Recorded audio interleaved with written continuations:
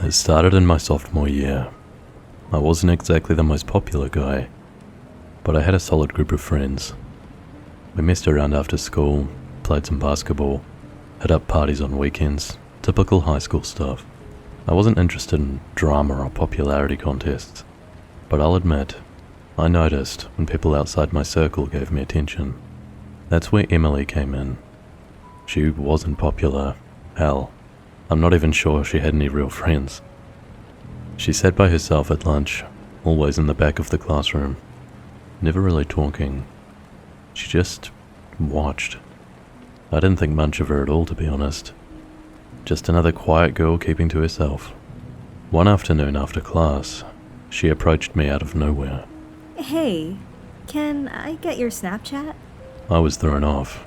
I mean, it wasn't like we ever talked before. But she looked kind of nervous, and I didn't want to be rude. So, without thinking much about it, I gave it to her. I figured she'd add me, maybe send a couple of streaks, and that would be it. I was wrong.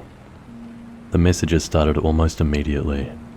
At first, it was casual. Hey, or what's up, stuff like that. I'd respond out of politeness, but then it escalated. Every time I opened my phone, there was a message from Emily. Not one or two, but like 20. And they weren't just random snaps, they were needy. Why aren't you answering? Do you hate me? What did I do wrong? I'd reply once in a while to keep her from flipping out, but no matter what I said, it was never enough.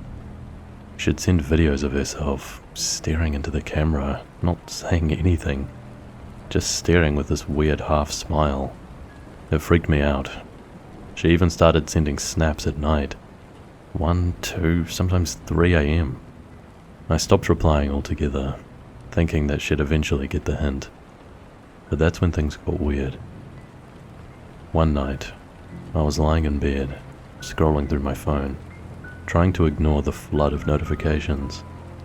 Suddenly, I got a snap from her that sent a chill down my spine. It was a picture of my house. Not just some random house that she found online. My house. The caption said, I see you. I sat up, my heart racing. Was she outside? How did she know where I lived? I quickly opened my blinds and looked out the window, but there was no one there. I snapped back, WTF, Emily, where are you? But no reply, just more pictures of my house. Different angles, different times of day, all sent in a row. I blocked her. I had to. The next morning, she wasn't in school. I figured maybe she had finally gotten the message and backed off. But that night, I got a text from an unknown number. Why did you block me? You can't get rid of me that easily. I stared at the message, my stomach sinking. How did she get my number? I ignored it, but the messages kept coming. Every night, new pictures of my house. Then, it escalated. Photos of me walking home from school, hanging with my friends, even one of me in my bedroom, taken from outside. I told my friends, but they laughed it off, saying that she was just some lonely girl with a crush. But this wasn't a crush. This was something darker, something dangerous. One night, I woke up to the sound of tapping on my window. My heart practically stopped. I didn't want to look, but I had to. I slowly pulled back the curtain, and there she was, Emily, standing in my backyard, staring up at me with that same creepy smile. Her phone was in her hand, pointing right at me, taking another picture. I shut the curtain and called the police. By the time they arrived, she was gone. But they found her phone on the ground near my window.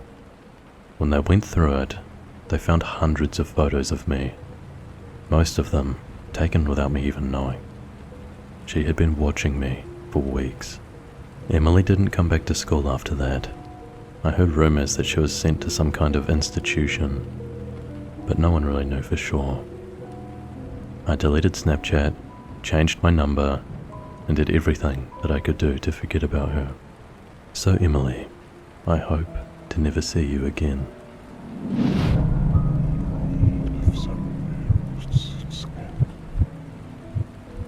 It was a typical Friday night at the bar. My buddy Hayden and I were hanging out, throwing back a few beers and catching up. It wasn't anything out of the ordinary, just another night out. I could have had no idea how weird things were going to get. After we left the bar, I got home and immediately crashed on the couch. It wasn't until I went to grab my phone to set an alarm that I realized it wasn't there. I checked my pockets, flipped over the cushions, even looked in the fridge, but no luck. I figured I must have left it at the bar. I'll deal with it in the morning, I muttered to myself, too tired to care. I'll call the bar tomorrow, I thought, and I passed out. The next morning, Hayden swung by my place, looking all serious. Dude, he started. Why were we acting so weird last night? I gave him a confused look. What are you talking about, bro? After I got home, I don't remember a thing. Hayden shook his head. Nah, mate, on Snapchat. You were messaging me all night.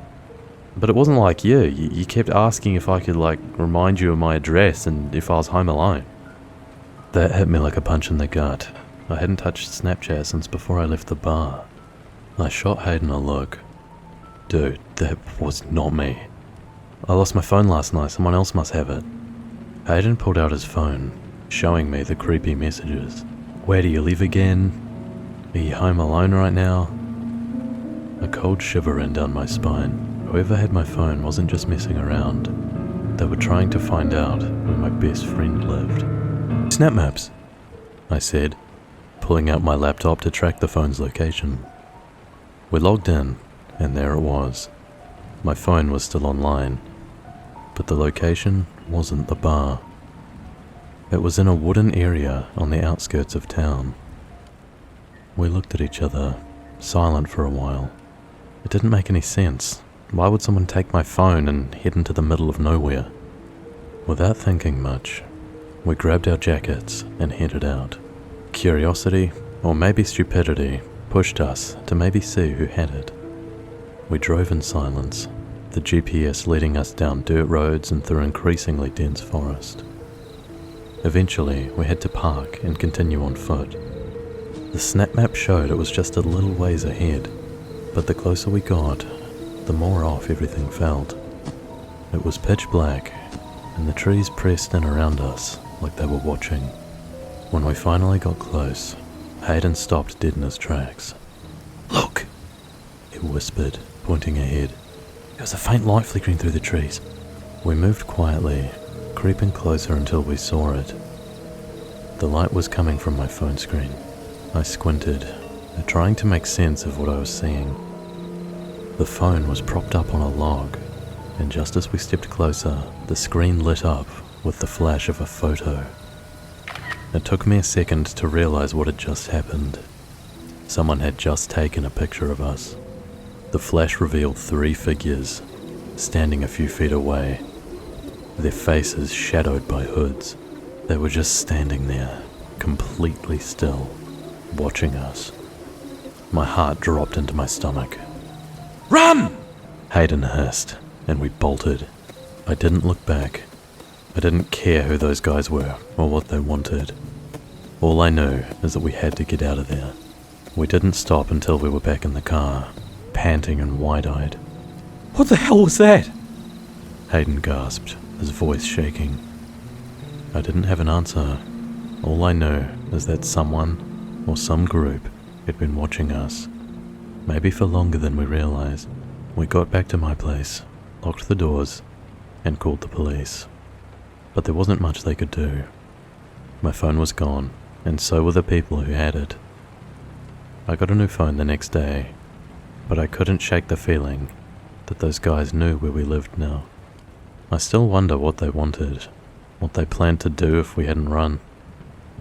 But one thing's for sure, I'll never leave my phone behind at a bar again.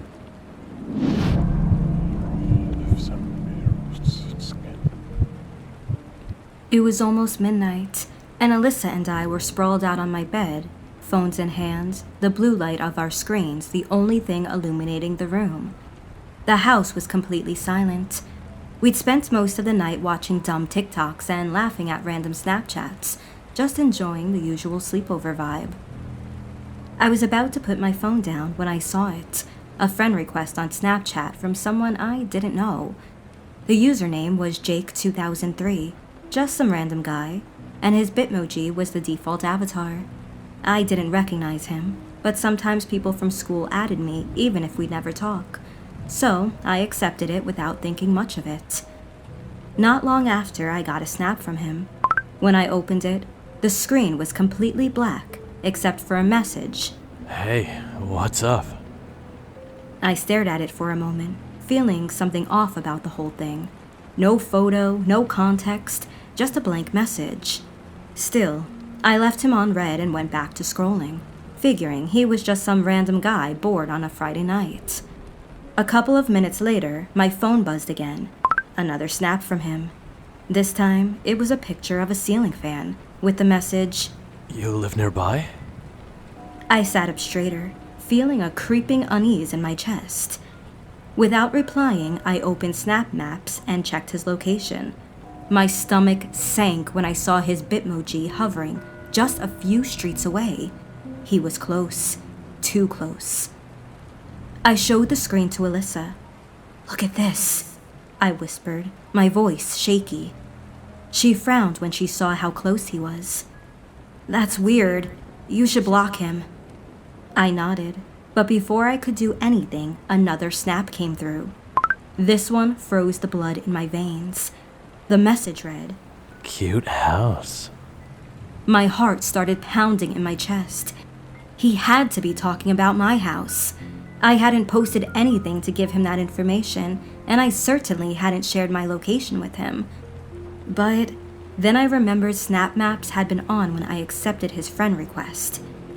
Before I could block him, a soft tapping sound echoed through the room. It was coming from the window. I froze, my breath catching in my throat. Alyssa sat up, wide-eyed, as we both stared at the window, the curtains drawn, but not completely. A small sliver of the outside world peeked through the gap, and the tapping continued, light, almost polite, but insistent. I picked up my phone with shaking hands and turned on the flashlight. The beam hit the glass, and for a moment, nothing moved. But then, a face appeared, pressed right up against the window. I gasped and dropped the phone. It clattered to the floor, the flashlight flickering out as I backed away from the window, my heart hammering in my chest. Alyssa was next to me, her breathing shallow and fast, both of us too terrified to move. I couldn't see him clearly, but the outline of his face, the way his breath fogged up the glass, made my stomach churn. He was standing right there, staring in at us like he belonged, like he was waiting for something. Suddenly, the doorbell rang. The chime echoed through the silent house, long and slow, dragging the moment out. Whoever this guy was, he wasn't in a hurry. I grabbed my phone, fumbling to dial 911, my hands trembling so much I could barely hold it.